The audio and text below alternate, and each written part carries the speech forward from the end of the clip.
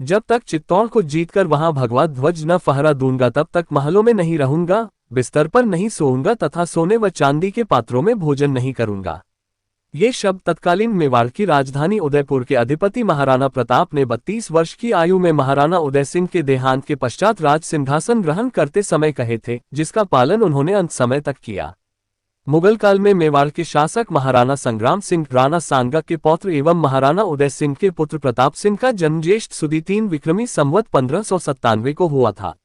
महाराणा प्रताप बड़े होकर स्वाधीनता के पुजारी, देशभक्ति का अवतार और तपस्वी कहलाए। महाराणा प्रताप ने अन्याय के सामने झुकना नहीं सीखा। तत्कालीन मुगल सम्राट अकबर ने अपनी अनंत शक्ति को दिखलाने के लिए राजा मानसिंह को विशाल सेना के साथ मेवाड़ की ओर भेजा तथा मानसिंह ने एकांत में अपने पद का अनुगामी बनाने के लिए महाराणा प्रताप से कहा, महाराणा, आप स्वाधीनता के पुजारी हैं, मैं आपका आदर करता हूं, परंतु शाही सेना की शक्ति अनंत है। आज कौन है जो अकबर के सामने झुक नहीं गया? संपूर्ण भारत में उसी की तूती बोल रही है। आप इस मिथ्या हट को छोड़ दें, लक्ष्मी आपके चरणों में होगी, आप आजीवन सुख की नींद सोएंगे। महाराणा प्रताप उत्तेजित हो गए, बीच में बोल उठे, मान सिंह, मुझे अकबर के वैभव और शक्ति का पूरा पता है और उसके मूल्य को भी मैं खूब समझता हूँ। दास्ता का ऐश्वर्य स्वतंत्रता के आनंद के सम्मुख तुच्छ है। अपनी बहु बेटियों को अकबर के विलास का साधन बनाकर ऐश्वर्य भोगना कहाँ की बुद्धिमत्ता है? शाही दरबार में नतमस्तक खड़े रहने को आप वैभव समझते हैं। विश्व प्रसिद्ध हल्दी घाटी युद्ध महाराणा प्रताप और मुगल सेना, जिसका नेतृत्व मानसिंह ने किया, के बीच हुआ था। शाही सेना प्राणपण से लड़ने वाले स्वतंत्रता के पुजारी राजपूतों की भीषण मार न सह सकी।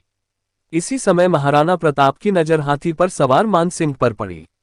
उन्होंने चेतक को उस ओर दौड़ाया तथा पल भर में चेतक ने हाथी के मस्तक पर अपने अगले पांव रख दिए।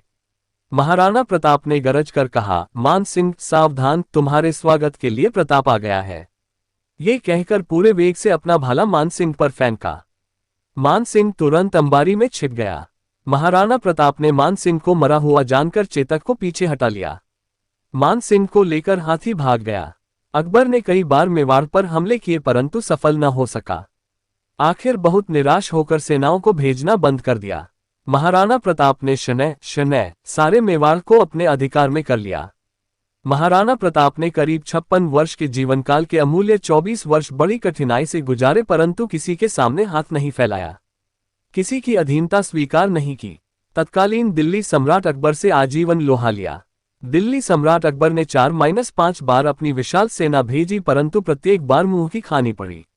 आज से करीब 408 वर्ष पूर्व उदयपुर से 30 मील दक्षिण की तरफ एक पहाड़ी गांव चावड़े में आत्मसम्मान, बलिदान, वीरता और साहस के प्रतीक महाराणा प्रताप का देहांत हो गया। सम्राट अकबर इस घटना से बहुत दुखी हुआ। अपने शत्रु की मृत्यु पर सम्राट दुखी क्यों, दरबारी न जान पाए। दुसाआर नामक कवि ने एक कविता पढ़ी जिसका अर्थ था, प्रताप तू धन्य है, तेरी मृत्यु पर सम्राट भी दुखी है। तूने किसी के सामने सिर नहीं झुकाया, तूने कर नहीं दिया, शाही अधीनता स्वीकार नहीं की, वास्तव में विजय तेरी हुई।